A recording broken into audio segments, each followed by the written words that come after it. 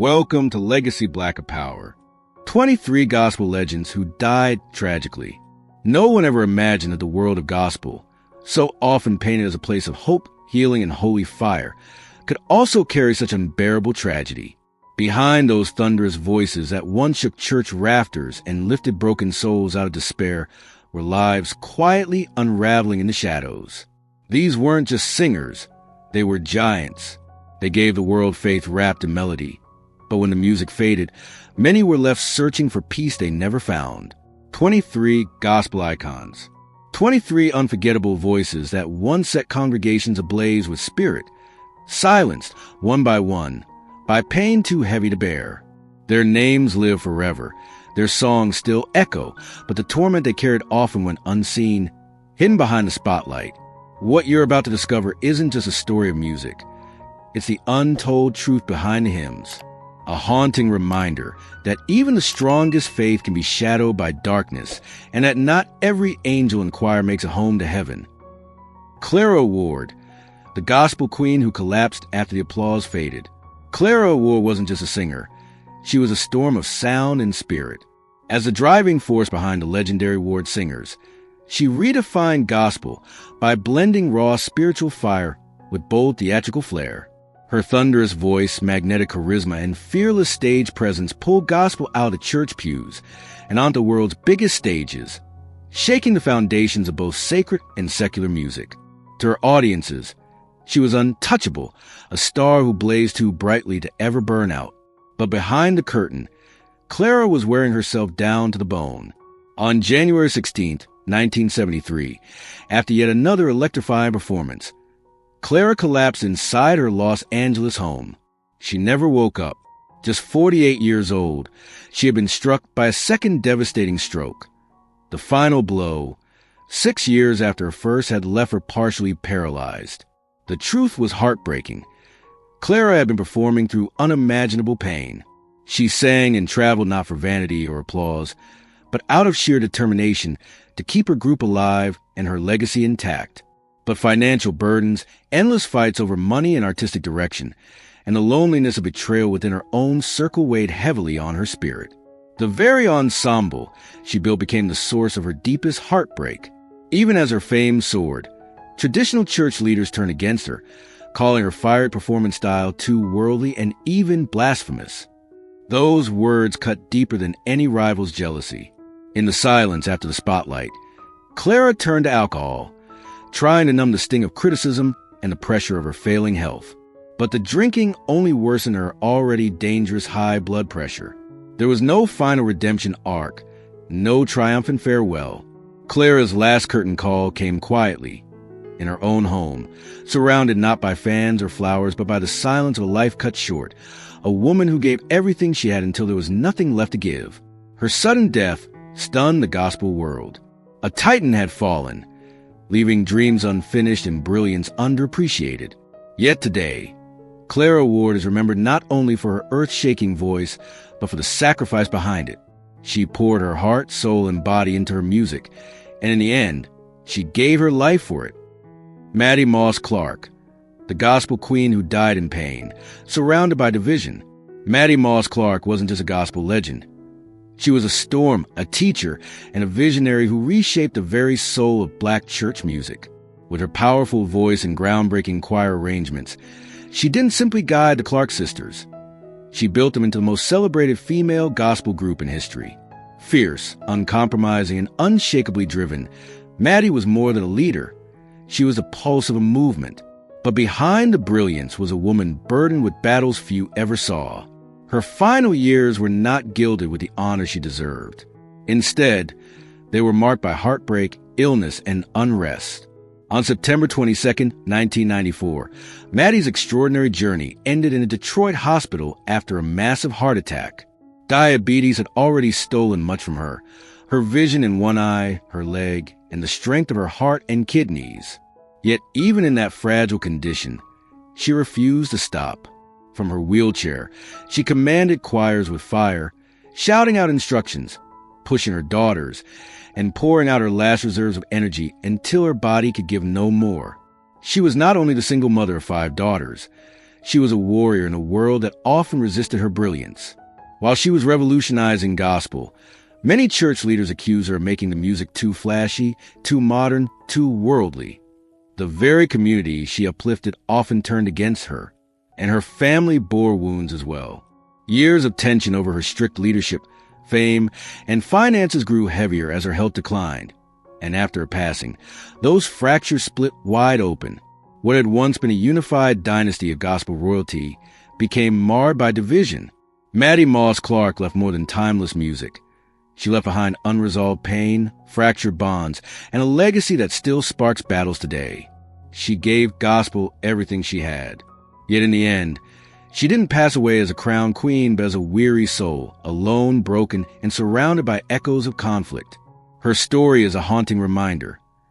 Even the mightiest legends can leave this world with wounds unhealed and a legacy still unsettled. Dorothy Love Coates. Dorothy Love Coates wasn't just a gospel singer. She was a force of nature. Her voice didn't simply echo through church walls. It thundered, shook the rafters, and ignited the spirit of everyone who heard her. As the fiery leader of the gospel harmonettes, she didn't just perform, she bore witness. She inspired Aretha Franklin herself and carved a path for countless black artists who followed. For a time, Dorothy's voice was a very sound of courage and faith in motion. But as the years rolled by, the spotlight that once burned so bright began to fade. On April 9, 2002, in a small, unassuming home in Birmingham, Alabama, Dorothy's mighty voice went silent. Hours earlier, she had been hunched over her notes, still working on the arrangements for a long-dreamed comeback album, a project she poured her soul into but could never afford to finish. Just when she was ready to rise again, her body betrayed her. Severe chest pain struck, and by the time help arrived, it was too late. Minutes too late. Minutes that could have saved a legend. Dorothy had been quietly fighting heart disease since the 1980s, but with no health insurance and little money, she was forced off the stage. The woman who once lifted a nation with her music lived in poverty, tucked away in fading houses, carrying the bitterness of betrayal. She never hid her anger at record companies, accusing them of robbing her blind, profiting from her thunderous voice while leaving her with barely enough to survive. The industry turned its back on her, and so did the world she helped shape. Her death was more than tragedy. It was an outrage. One of gospel's greatest voices, a woman who inspired movements and legends, died broke, weary, and almost erased from memory. Dorothy Love Coates, who once made churches tremble and freedom fighters stand taller, left this world nearly forgotten. A life of power ended in silence. Proof of how quickly even giants can be cast aside. Inez Andrews, a gospel powerhouse silenced by cancer and loneliness. Inez Andrews wasn't just a gospel singer. She was a storm wrapped in song. A voice so towering it shook the walls of churches, carried the caravans to new heights, and later carved out her own reign as a solo queen of gospel. Her sound wasn't just music, it was deliverance. Every note lit a fire in the hearts of black congregations searching for strength, faith, and freedom. She was royalty in the gospel kingdom, raw, radiant, unforgettable. But her final chapter was nothing short of tragic. On December 19th, 2012, at 83 years old, Inez Andrews drew her last breath inside her Chicago home, not in peace, but in searing pain and unbearable silence. Lung cancer, fueled by years of smoking, had hollowed her body and stolen the very lungs that once thundered with divine power. The same voice that had lifted thousands was reduced to breathless gasps. Once fierce and unstoppable, she spent her final months bedridden, surviving on morphine, unable to sing even a single note of the music that had made her immortal. She refused chemotherapy, knowing her fragile body couldn't endure it. But that decision left her to a slow, merciless decline. Family visits grew fewer. The warmth of companionship faded. Her room turned cold, not just in temperature, but in spirit. In her final stretch, she was tended only by a part-time aide, with just a handful of old friends stopping by to whisper their goodbyes. What made it even more heartbreaking is that just 2 years earlier, in 2010, she was still climbing on stage, frail yes, but determined. Maybe she sang not just for the audience, but for herself, because stopping would mean surrendering to the loneliness waiting off stage. When the news of her passing spread, the gospel world reeled, not just because she was gone, but because of how she left, quietly, almost invisibly, for a woman whose voice once shook the heavens. Her final exit came in silence. The mighty sound that had once filled cathedrals with fire faded away in a small, dim room, alone. James Cleveland, the gospel king who died with a crown of secrets. They called him the King of Gospel, a man whose voice could shake the heavens and whose vision turned choirs into armies of angels. James Cleveland wasn't just a singer. He was a movement draped in robes. A powerhouse songwriter, producer, and founder of the Southern California Gospel Music Conference. He mentored legends and built a kingdom of sound that thundered through pews across America. Yet, behind the hymns of praise, a storm brewed that few ever saw. On February 9th, 1991, at just 59 years old, Cleveland drew his last breath in a Los Angeles hospital. The official record said acute respiratory failure. But behind that sterile report lay a truth wrapped in silence. He had contracted HIV in the late 1980s. In the pulpit's world, that wasn't just a death sentence for the body. It was exile for the soul. Exposure meant ruin. So he hid. He masked the pain, sang through the suffering, and pushed his body until it could no longer carry the weight of the music. AIDS, worsened by diabetes, stripped away his strength. The towering presence shrank into frailty. Canceled concerts whispered louder than sermons. And then came the blow that shook the gospel world. Accusations that he had abused minors. No charges were filed, but the rumors echoed louder than any choir he ever conducted. As word spread about his illness and private life, the gospel community fractured. Some pastors condemned him from the pulpit. Others chose silence, torn between loyalty to the man they revered and the revelations they couldn't deny. His long-speculated sexuality became ammunition, turning the pews of praise into battlegrounds of judgment. When James Cleveland died, the mourning was divided. Some wept for the artist whose voice lifted spirits for generations. Others pointed to the man behind the curtain, questioning the legacy he left. But one fact remains unshakable. James Cleveland changed gospel music forever. His voice may be gone, his secrets buried, but his songs still rise, echoes of a king both blessed and broken. Cissy Houston. Cissy Houston's story didn't close under bright lights or thunderous applause. It ended in the dim, lonely corridors of a nursing home. Forgotten, heartbroken, a once commanding voice fading into silence. For decades, she was more than a Grammy-winning gospel powerhouse, more than the woman who sang alongside Elvis Presley and Aretha Franklin. She was the architect of Whitney Houston, laying every brick, shaping every note, raising a legend, the mother, the mentor, the foundation. But on October 7th, 2024, at 91 years old, Cissy took her final breath inside a Newark, New Jersey nursing home.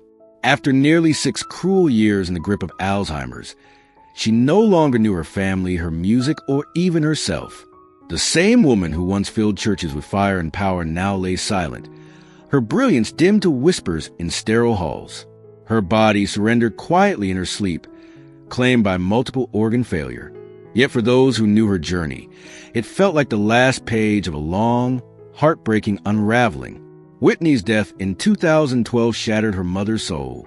Alone in that Beverly Hills hotel bathtub, Whitney's overdose became the wound Cissy could never heal. In grief, she turned her fury toward Bobby Brown, igniting a media storm that tore her fractured family even further apart. From there came the lawsuits, the accusations, the endless tug-of-war over money and legacy. Slowly, Cissy was pushed aside, placed in care seldom visited, almost erased from the family she had built. To some, it felt like abandonment. The vibrant woman who once poured her heart into music and gave her very soul to her family spent her final years not in celebration, but in silence.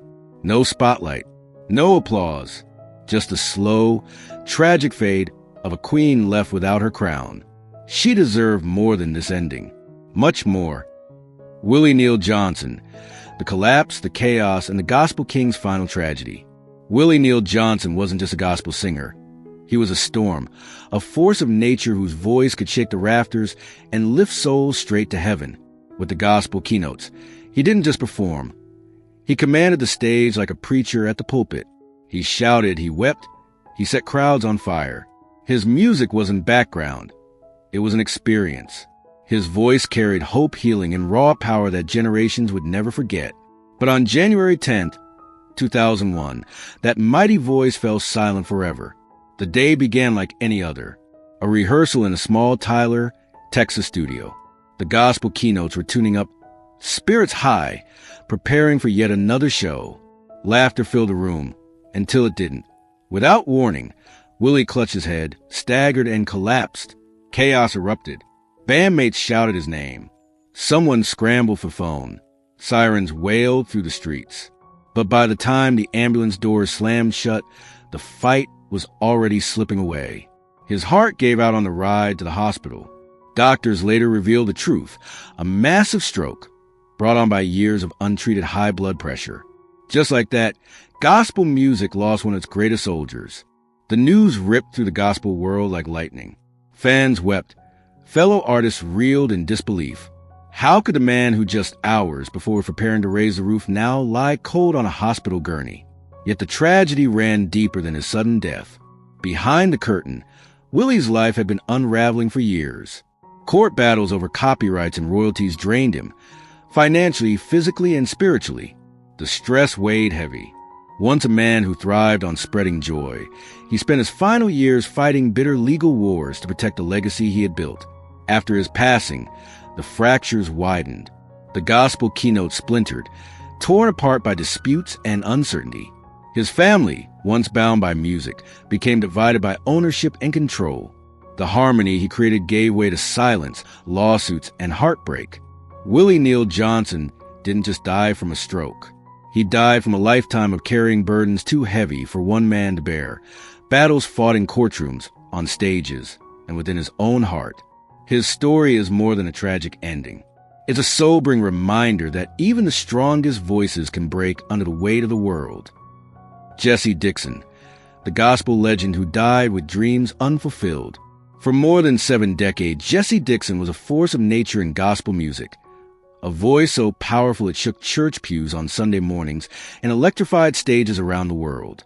He wasn't just a singer. He was a messenger, a bridge between sacred and secular, sharing his gift alongside legends like Paul Simon while writing timeless songs that echoed in churches across America. His music healed, uplifted, and inspired. For countless fans, Jessy Dixon's name became the very definition of gospel greatness. But behind the thunder of applause lived a man fighting battles most never saw. In 2009, Jessy's world collapsed with a devastating diagnosis: advanced liver cancer. By the time it was discovered, the disease had already spread, leaving him with little chance of recovery. The strong, commanding figure who once dominated stages grew frail, confined to hospital rooms, stripped of the one thing that had always defined him: his voice. His dream was to record one final album, a parting gift to the world that had embraced him. But that dream, like so many of his songs, remained unfinished. And the struggle wasn't only with his health. It was spiritual and painfully financial. Many in the conservative gospel world turned their backs on him. Collaborating with Paul Simon brought him mainstream recognition, but to some, it was a betrayal. The whispers turned into silence as opportunities dried up and stages closed their doors. By the time illness consumed him, Jessy wasn't just fighting cancer.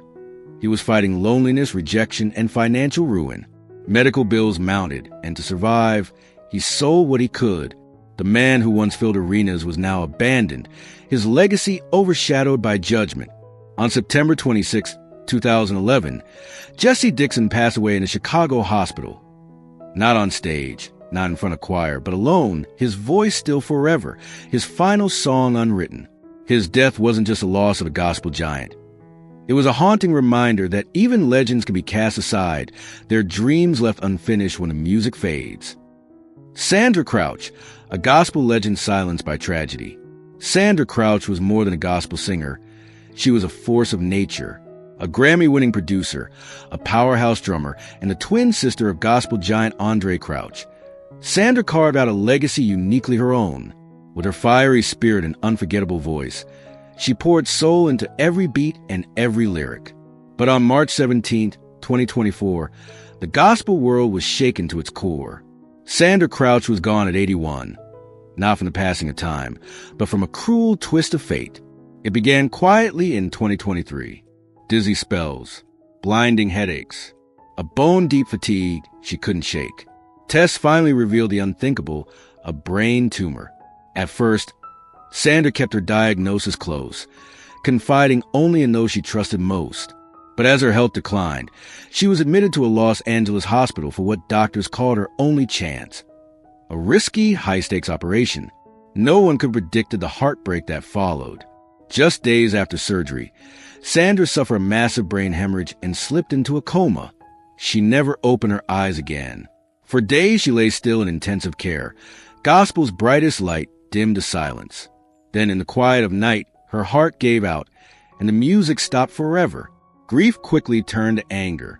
Her devastated family accused the hospital of negligence, claiming surgical errors had stolen her future. But behind the scenes, whispers told a harder truth. Sandra had been fading long before the tumor.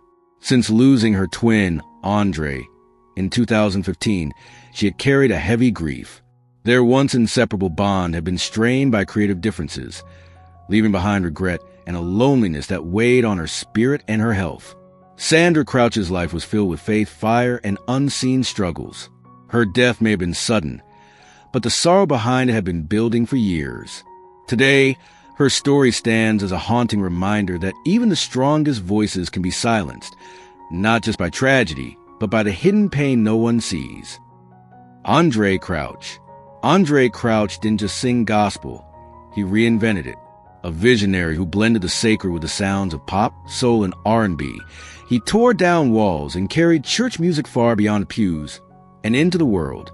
His pen gave us timeless anthems, his voice stirred souls, and his collaborations with legends like Michael Jackson and Madonna proved he was a bridge between heaven's praise and the mainstream stage. Along the way, he claimed multiple Grammys and a permanent place in music history.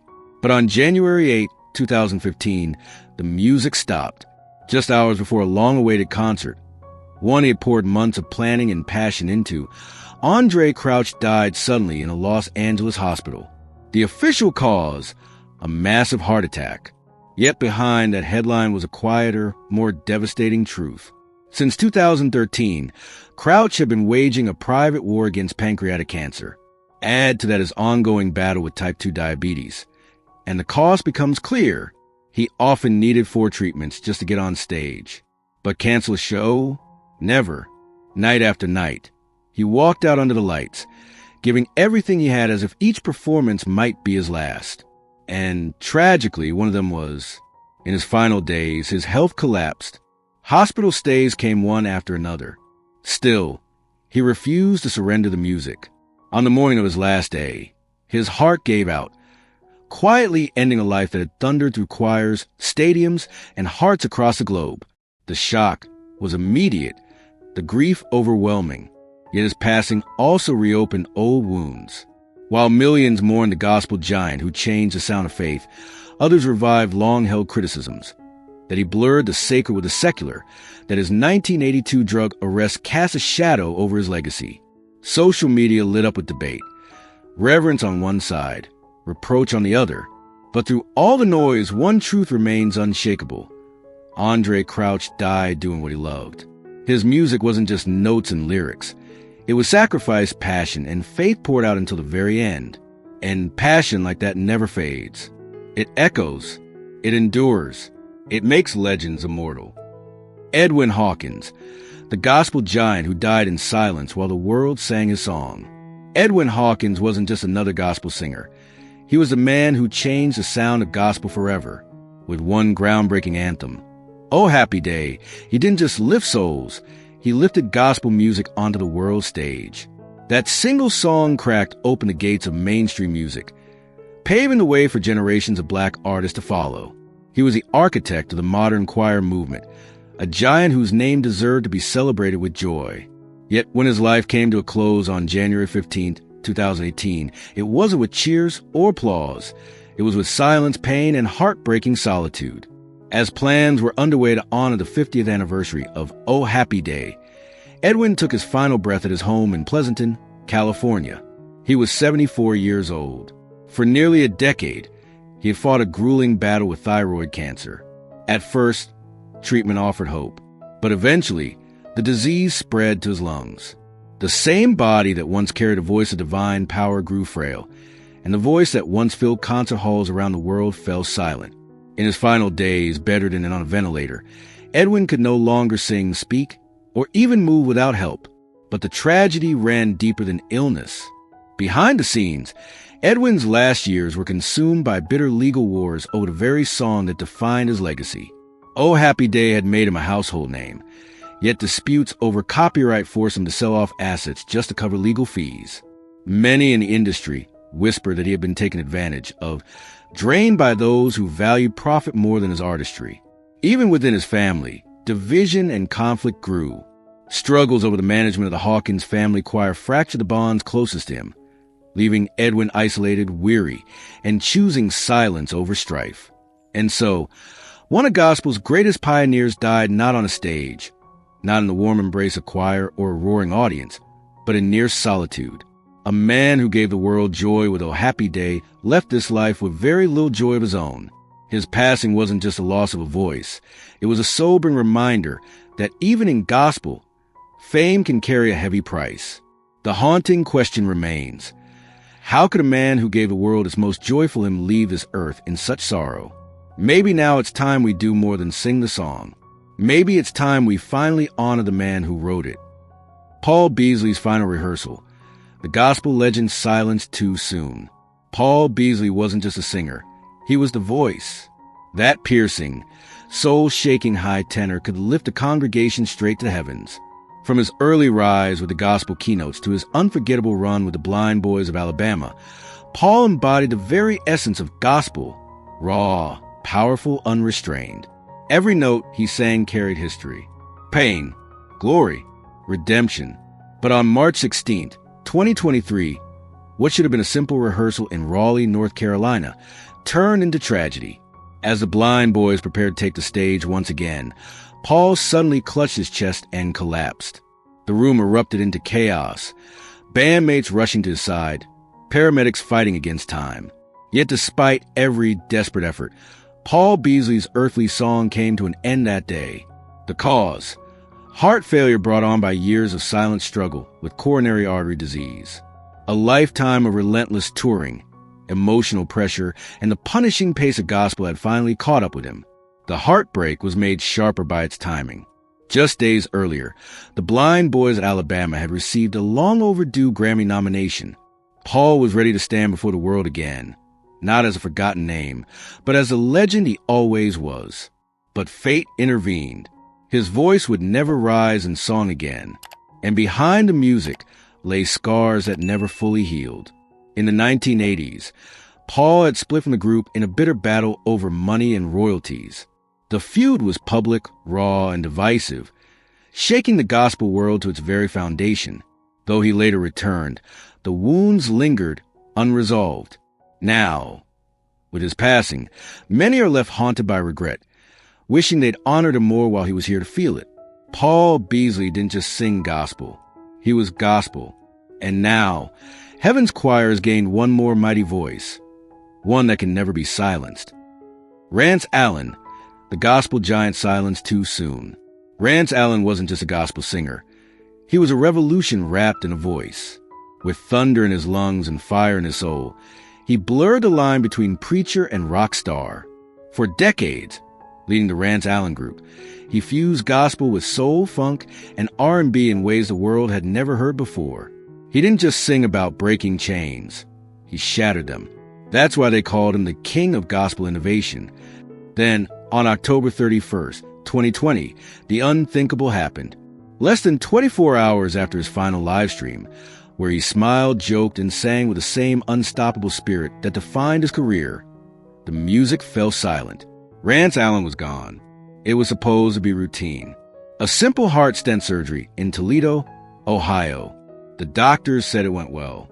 No warning signs. No reason to worry. But hidden deep inside, a tiny tear caused massive internal bleeding. By the time the truth surfaced, it was too late. His heart gave out. A man who had survived storms, critics, and decades of pressure was taken in just a matter of hours. The gospel world reeled. Shock turned into anger as his family filed a lawsuit, alleging negligence. Fans felt cheated, robbed of a legend who still had so much left to give.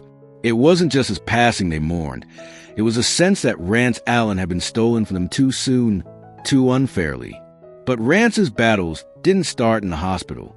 All his life, he fought criticism from conservative religious leaders who branded his music blasphemous. They said he defiled gospel, turning worship into entertainment. The weight of those words nearly broke him more than once. Yet, every time they tried to silence him, he came back louder, stronger, and more defiant. His voice, his gift, was born to lift people higher, and he refused to let anyone take that away. And then, just like that, he was gone. Not by old age, not by sickness, but by a cruel twist of fate. Rance Allen left this world the same way he lived in it, on the edge of brilliance, defying tradition and fighting to be heard. A prophet silenced too soon, but never forgotten. Walter Hawkins. Walter Hawkins wasn't just a gospel singer. He was a force of nature, with a voice that seemed to part the heavens. He gave the world music that could stir the soul and bring tears to the hardest eyes. As a visionary founder of the Love Center Choir and the genius behind the timeless anthem Change, Hawkins didn't just perform gospel. He transformed it. For countless believers, he became the sound of hope itself. But in 2008, hope turned to heartbreak. A sudden thyroid cancer diagnosis came like a storm in the night, striking down a man whose voice once carried choirs and congregations. The illness spread with merciless speed, first to his lungs, then stealing his strength, his breath, and finally his freedom to stand tall on a stage. The voice that had once soared was reduced to a fragile whisper, and the man who had commanded thousands found himself tethered to an oxygen tank, fighting for every breath. Treatment drained his finances as surely as the cancer drained his body. Yet through it all, his spirit refused to break. Walter prayed, he fought, he held on to hope. On July 11th, 2010, in his Ripon, California home, surrounded by family and bathed in love, he slipped away. The end came swiftly, devastatingly, leaving behind a silence that felt unbearable. Even in those final years, there were wounds. Tension had long lingered between Walter and his brother Edwin over the path of their shared musical legacy. But before death closed the curtain, the brothers reconciled. It was a final act of grace, a peace note in a song cut far too short. Walter Hawkins left this world with unfinished dreams, but his legacy still thunders through gospel music today. His silence is profound, but his voice, his true voice, still echoes in every heart that his music ever lifted toward heaven. Thomas Whitfield. Thomas Whitfield, the man gospel fans call the maestro, didn't just make music, he reshaped it. A visionary with an unmatched ear for harmony. He built the sound of modern gospel from the ground up, crafting songs that stirred souls and sparked debates in churches nationwide. His compositions were bold, emotional, and drenched in spirit. Music that felt like heaven itself breaking through. But on June 20th, 1992, that brilliance was silenced. Inside a Detroit studio, in the very act of creating yet another masterpiece, Whitfield suddenly collapsed. He never got back up. Doctors would later reveal the cause, a congenital heart defect, hidden for years, that struck him down in an instant. He was just 38 years old. The gospel world was stunned. How could someone so full of life, sound, and fire be gone without warning? Fans, choirs, and fellow musicians alike mourned not only the man, but the future songs that would never be heard. Yet even in death, his story didn't find peace. Locked away were reels of unreleased music, his final notes still echoing in the studio where he drew his last breath. Instead of bringing his loved ones together, those songs became a source of bitter conflict. Behind closed doors and in courtroom battles, family members fought for control of his legacy, leaving his memory entangled in shadows of greed and grief. Decades later, whispers of that feud still linger. But no matter who claims the rights, one truth remains. Thomas Whitfield's voice and vision never died. They live on in every chord he left behind, unfinished, aching and eternal. Daryl Coley, the gospel legend whose voice soared, even as his world crumbled. Daryl Coley was celebrated as one of gospel's greatest tenors, a voice so pure and powerful that his performance of "You Prepare Me" left audiences trembling in tears. But behind that angelic sound was a man carrying silent battles the world rarely saw. When he took his final breath on March 15th, 2016, inside a Los Angeles hospital, his journey had been marked by heartbreak, illness, and unimaginable struggle. Type 2 diabetes became his unrelenting enemy, slowly tearing down his once vibrant body.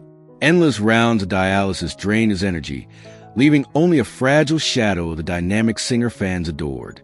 In the end, multiple organ failure forced him into a coma, one he would never return from. But the deepest wounds cut long before his final days. Whispers about his sexuality brought quiet rejection from church communities he once uplifted with song. Medical bills piled high, pushing him into bankruptcy.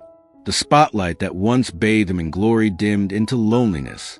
His voice, still magnificent and unmatched, no longer found the ears it deserved. Daryl Coley's gift never faded. The world simply stopped listening. His story remains a haunting reminder that even the brightest voices can be silenced, not by talent lost, but by compassion withheld. Duranice Pace, a voice that could heal the world, but couldn't save herself. Duranice Pace, the powerhouse soul of the legendary Pace sisters, owned a voice that could lift broken hearts, shake entire churches, and make strangers weep. She was living proof that music could be both holy and human, an anthem of faith, fire, and survival. But behind the radiant smile and the soaring notes was a woman fighting battles no audience ever saw. In private, Duranice carried wounds deeper than applause could reach. Her own family pushed her to lose weight, not for health, but for image, a demand that stripped her confidence and drove her into depression. Tensions with her sisters inside the group added even more weight to her spirit. She sang through the pain, hiding it behind praise, but the storm never truly left her. By 2020, her body began to betray her. Endless hospital visits for heart failure marked a slow, agonizing decline. Yet even then, she clung to one final dream, to record her very first solo album, a chance to finally tell her story, in her voice with no compromises. But fate was cruel. On January 14th, 2021, Duranice Pace drew her last breath in an Atlanta hospital. A sudden heart attack silenced the voice that once shook heaven itself. Years of high blood pressure and obesity had weakened her body until it simply gave out, just as she stood on the edge of her long-awaited moment. She left this world with songs still unsung. And perhaps that is the most heartbreaking note of all. Mandisa, the gospel queen's hidden cry for help. She first stole America's heart on American Idol, her powerhouse voice lighting up the stage. From there, Mandisa humbly rose to gospel greatness, crowned with Grammy for her hit Overcomer. To fans, she was strength personified, living proof that resilience could sing. But behind the spotlight, Mandisa was quietly sinking. On April 18th, 2024, tragedy struck. She was found unresponsive in her Nashville home, a note in her hand, and toxicology reports later revealing lethal levels of sedatives. The cause was heartbreakingly clear. Years of battling severe depression.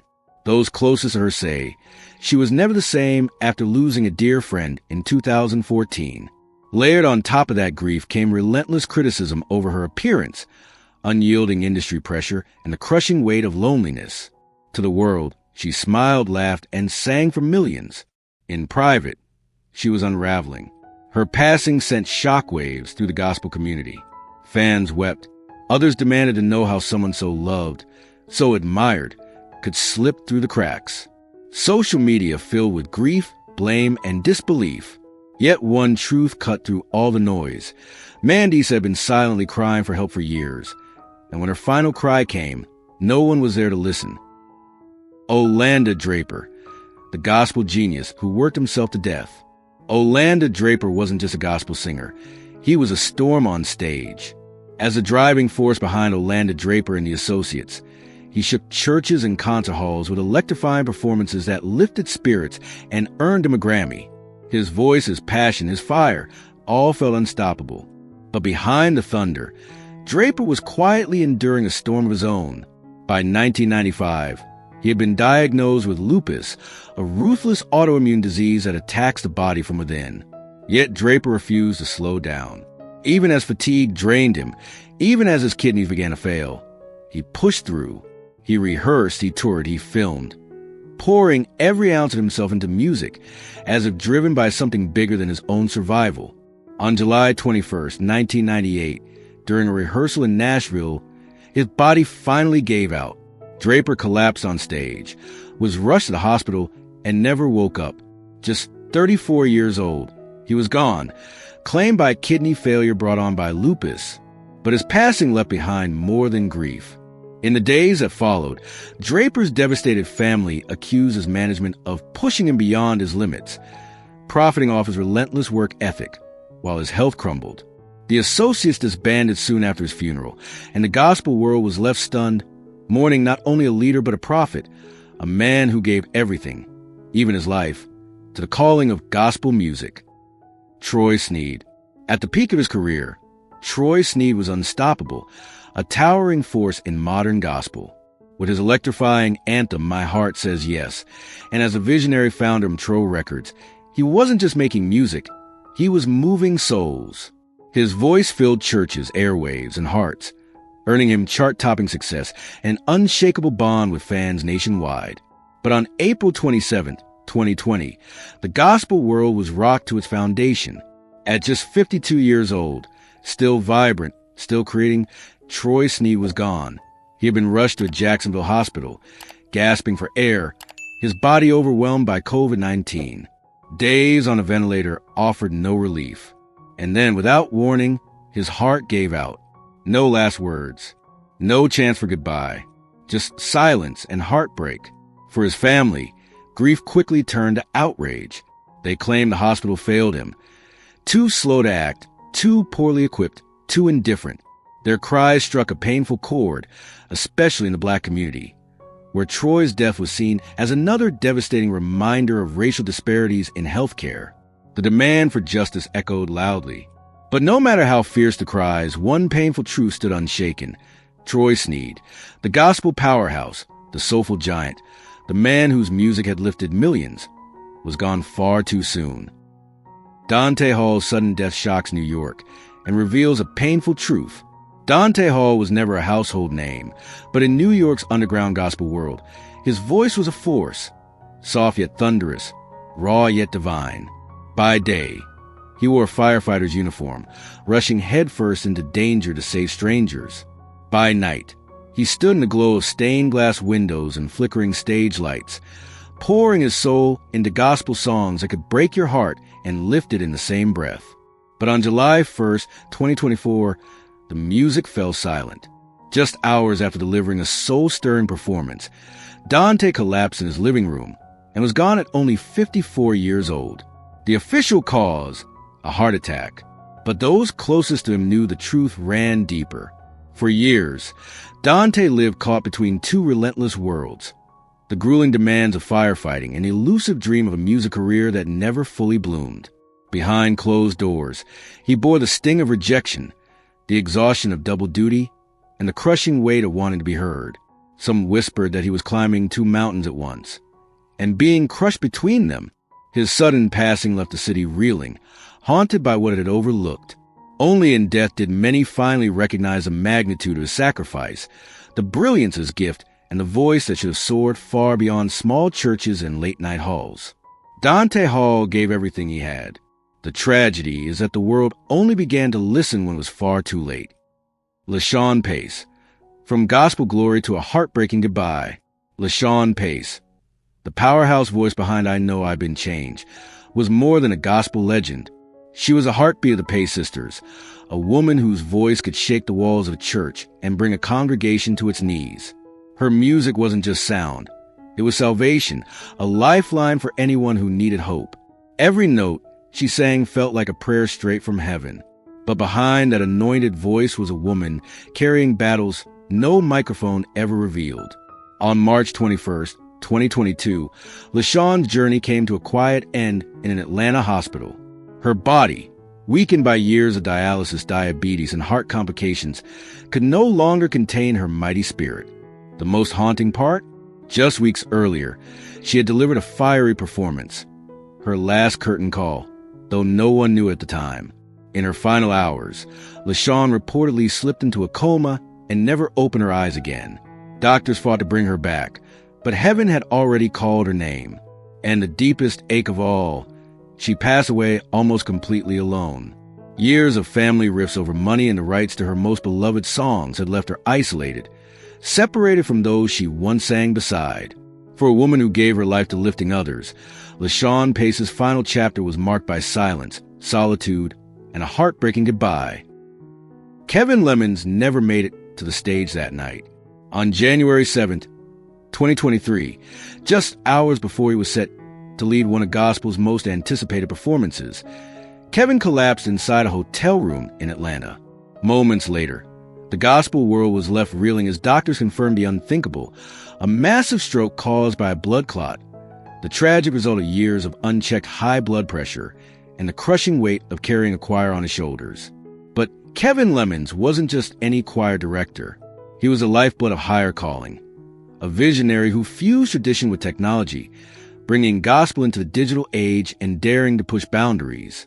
He turned the sacred into something modern, something alive, earning both praise and criticism. Yet, behind the soaring harmonies was a man who bore too much of the burden alone. His sudden passing didn't just silence a voice. It shattered a family and shook a legacy. The higher calling choir came to a standstill. Fans grieved, but grief soon turned to conflict. A bitter family feud erupted. One side demanding that Kevin's final, unreleased recordings see the light of day, the other determined to keep them locked away. To this very day, that battle remains unresolved. Kevin left this world at the height of his brilliance, his story still unfolding. His death was more than a loss. It was a warning, because behind the joyful hallelujahs and songs of praise lie hidden battles, stress, sacrifice, and the toll of relentless devotion.